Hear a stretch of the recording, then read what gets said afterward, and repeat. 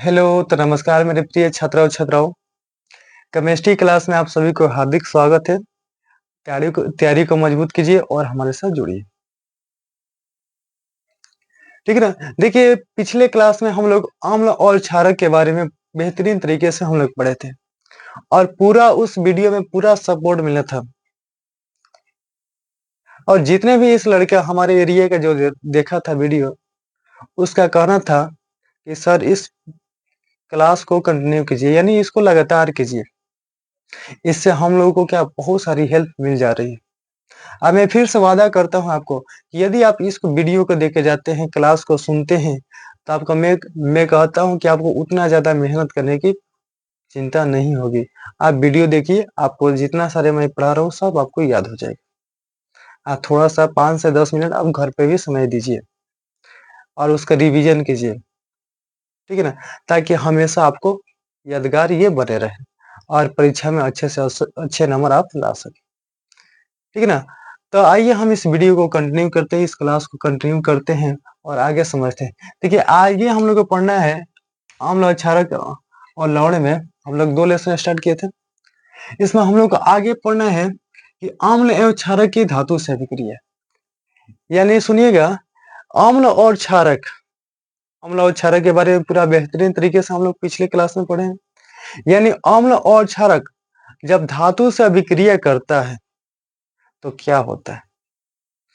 यानी हम अम्ल ले लिए और कोई धातु ले लिए, आपस में मिलाएंगे तो अभिक्रिया करेगा तो क्या बनेगा? यानी या हम क्षारक ले लिए, ठीक है ना, और कोई धातु ले लिए, दोनों को आपस में अभिक्रिया कराएंगे तो क्या बनेगा? तो सुनिएगा, देखिए ये क्या करते हैं कि अम्ल अम्ल तथा क्षारक धातु से क्रिया करके हाइड्रोजन गैस मुक्त करते हैं तथा संगत लवण बनाते हैं। तो याद रखिएगा बाबू कि जब भी आपसे सवाल पूछ दे कि अम्ल और क्षारक धातु से अभिक्रिया करके क्या करते हैं, तो कहिएगा कि सर अम्ल और क्षारक धातु से अभिक्रिया करके हाइड्रोजन गैस क्या करते हैं, बाहर निकालते हैं और संगत लवण बनाते हैं। यानी जब भी अम्ल और क्षारक धातु से अभिक्रिया करता है तो हाइड्रोजन गैस क्या करता है, बाहर निकलता है करके तुम भाग और लवण बना लेता है। जैसे एग्जाम्पल के माध्यम से समझिएगा, जैसे अम्ल और क्षारक जब धातु से अभिक्रिया करेगा तो लवण बनाएगा और हाइड्रोजन गैस मुक्त करेगा। देखिएगा, जैसे HCl प्लस Na यानी हाइड्रोक्लोरिक अम्ल और सोडियम, ये है हमारा अम्ल और ये है धातु। जब देखिएगा आपस में अभिक्रिया कर रहे थे, ये बना रहे NaCl जो कि लवण है और हाइड्रोजन गैस को कह रहे हैं कि अब तुम बाहर निकलो, तुम्हारा काम नहीं है। उसी प्रकार देखिएगा, sodium hydroxide NaOH plus Zn, ये दोनों जब आपस में अभिक्रिया कर रहे हैं तो Na2ZnO2 यानी सोडियम जिंकेट बना रहा है और हाइड्रोजन गैस को बाहर निकाल दे रहा है। ठीक है ना? तो ये प्रश्न जब भी आपके एग्जाम में पूछे तो आप याद रखिएगा कि सर अम्ल तथा क्षारक धातु से अभिक्रिया करते हैं तो हाइड्रोजन गैस मुक्त करते हैं और संगत लवण बनाते हैं।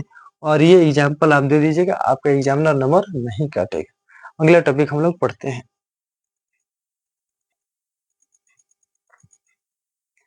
देखिए, अगला हम लोग का टॉपिक है, यानी अगला प्रश्न है, आपसे ये बार बार पूछा जाता है, इसलिए आपको ध्यान रखना पड़ेगा, तैयार रखना पड़ेगा।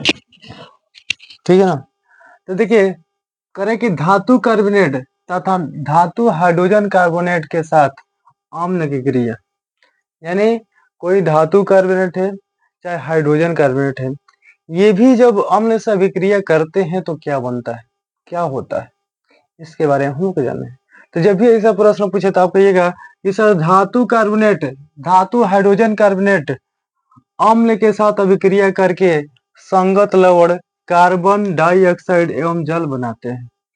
ठीक है ना?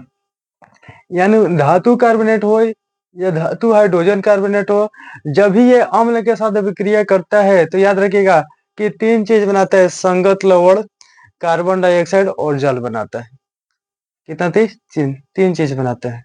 और 3 चीज देखिएगा, धातु कार्बोनेट या धातु हाइड्रोजन कार्बोनेट जब ये अम्ल से अभिक्रिया करता है तो लवण बनाता है, CO2 बनाता है और जल बनाता है। ये 3 चीज बनाता है। ठीक है, एग्जाम्पल के माध्यम से समझिए, जैसे Na2CO3 ये क्या है, सोडियम कार्बोनेट है। और ये जब HCl यानी जब ये अम्ल से अभिक्रिया करेगा तो देखिएगा लवण बना रहे NaCl, इसको क्या बोलते हैं, लवण। अब प्लस H2O जल बना रहा है, उसके बाद से hydrogen CO2 carbon dioxide gas ये बना रहा है। ठीक है ना, तो ये सब चीजें बना रही है।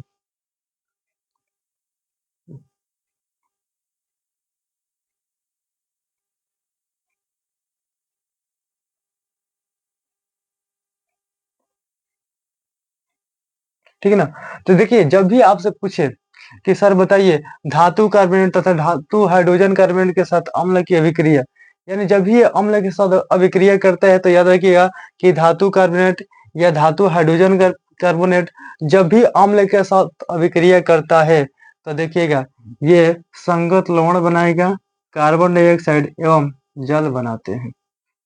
ठीक है ना, और ये आपको याद है कि धातु कार्बोनेट धातु हाइड्रोजन कार्बोनेट जब ये अम्ल से अभिक्रिया करेंगे तो क्या बनाएंगे, लवण CO2 प्लस जल बनाएंगे। तो ये सारे प्रश्न आपसे पूछा जाएगा जो कि आप बेहतरीन तरीके से आप जवाब दे सकते हैं।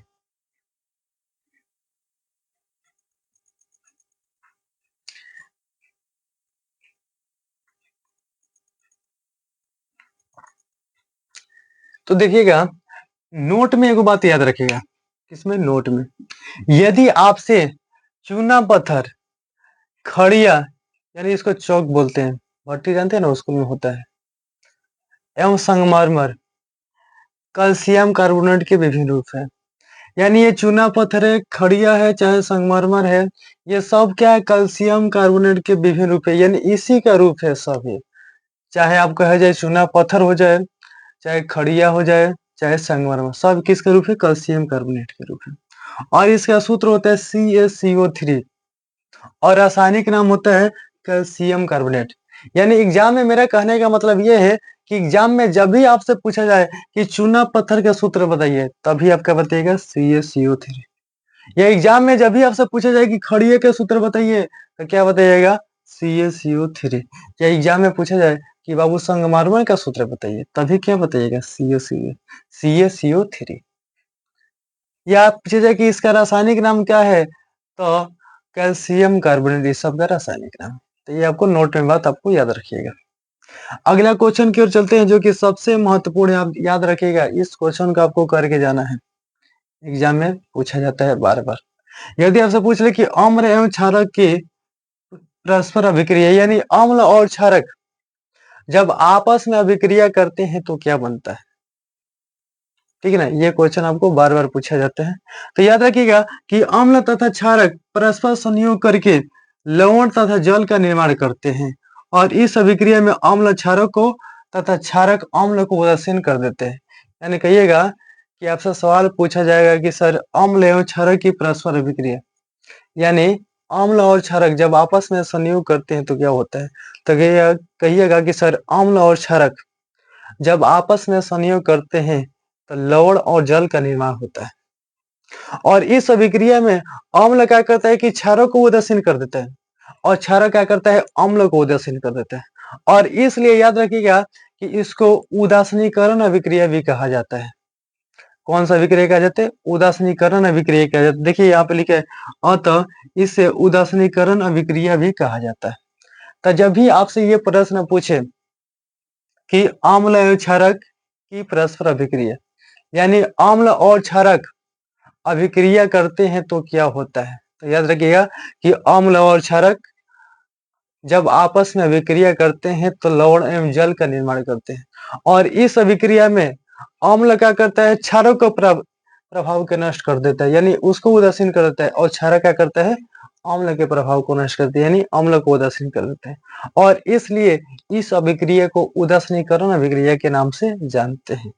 देखिएगा एग्जाम्पल में अम्ल प्लस क्षारक बराबर लवण प्लस जल। ठीक है ना, याद रखिएगा कि अम्ल प्लस क्षारक दोनों मिलता है तो क्या बनता है, लवण प्लस जल बनता है। यानी एग्जाम्पल में देखिएगा NaOH प्लस HCl, तो ये क्या बनता है, NaCl प्लस H2O, यानी क्या बनता है, लवण प्लस जल। तो हम लोग अभी दो बातें हम लोग पढ़े कि आपसे कोई पूछे कि चूना पत्थर का सूत्र क्या है, तो कहिएगा CuCO3। आप मेरी बातों को सुनिए, आपको याद हो जाएगा। आपसे कोई पूछे कि खड़िया चूना का सूत्र क्या है, CuCO3। संगमरमर का सूत्र क्या है, CuCO3। पूछे कि सर इसका रासायनिक नाम क्या है, तो कहिएगा कि कैल्शियम कार्बोनेट। सवाल है, यदि आपसे पूछे दिए जाए कि अम्ल एवं क्षारक की परस्पर अभिक्रिया, तो कहिए कि सर अम्ल और क्षारक जब आपस में संयोग करते हैं तो लवण और जल का निर्माण करते हैं, और इस अभिक्रिया में अम्ल और क्षारक को उदासीन कर देते हैं और क्षारक अम्ल को उदासीन करते हैं। और याद रखिएगा इस अभिक्रिया को उदासीनीकरण अभिक्रिया कहते हैं। और एग्जाम्पल दे दीजिएगा अम्ल प्लस क्षारक बराबर लवण प्लस जल, और ये आपका नंबर एग्जामिनर आसानी से दे देगा।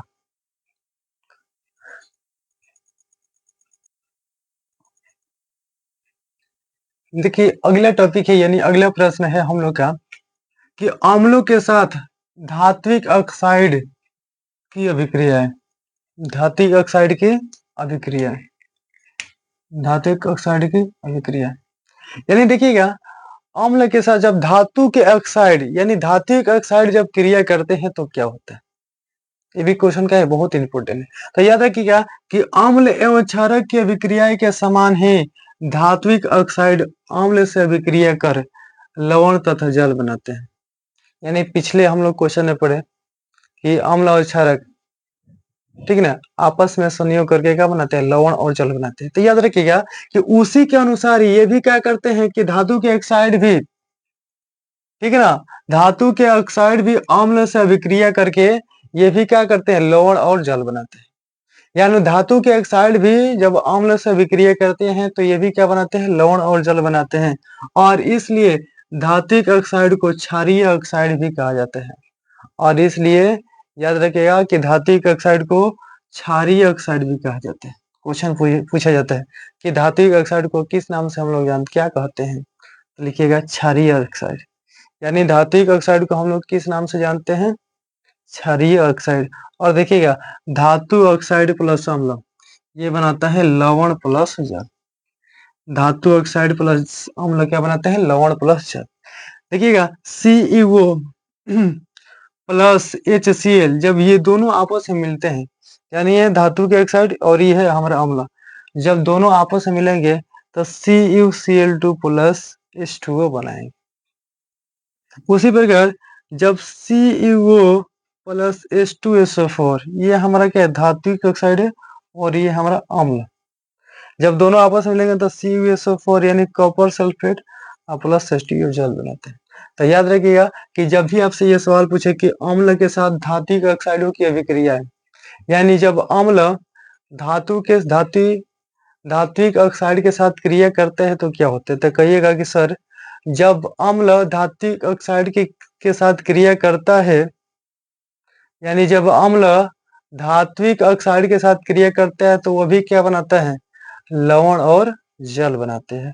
और इस अभिक्रिया को क्या बोलते हैं, इस ऑक्साइड को, धात्विक ऑक्साइड को क्या बोलते हैं, क्षारीय ऑक्साइड। यानी इसलिए इस धात्विक ऑक्साइड को क्या बोलते हैं, क्षारीय ऑक्साइड के नाम से भी जानते हैं। और अपना एग्जाम्पल लिख दीजिए, ये आपका आंसर हो जाएगा।